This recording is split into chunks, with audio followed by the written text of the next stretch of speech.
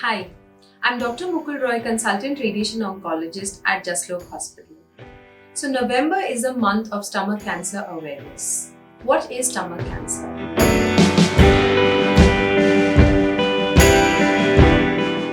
It develops from any part of the stomach. It can happen from any one cell which undergoes a clonal proliferation and therefore one cell multiplies into 2 to 4, and that is how a tumor develops. So, stomach cancer has a lot of risk factors.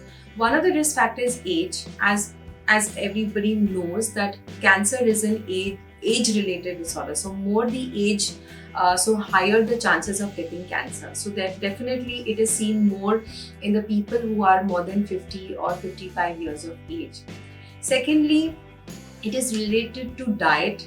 So diet which is heavy in salt or high in salt and spices, such people are more prone to develop stomach cancers. So therefore the food which is high in salt, for example, people who eat a lot of pickled fish and smoked food and very dehydrated food, those food are always preserved with the use of salt. So this kind of dietary habit can lead to stomach cancer. Thirdly, there is a bacteria called Helicobacter pylori, H. pylori infection, which some people have, and it is very important to detect this infection. There are various tests available to detect H. pylori. So, H. pylori basically causes inflammation of the lining of the stomach, which later on can develop into stomach cancer if not treated. Fourthly, it is found to be more in some ethnic groups like the Asians and the Hispanics compared to the white people. Fifth, there is association with tobacco, and that along with alcohol consumption on a very regular basis. So both of the tobacco and the alcohol, they have a synergistic effect and they can cause stomach cancer in an individual who constantly consumes them regularly. So what are the signs and symptoms of stomach cancer? Many of the times the symptoms are very vague and they are non-specific.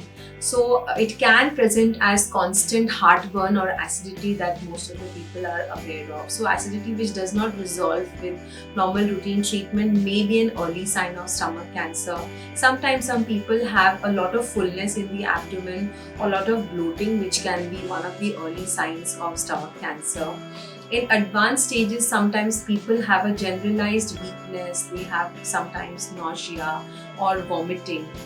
They can feel a lot of weakness because many a times there is loss of blood which goes on a very slow sort of blood loss, or sometimes it can present as vomiting also.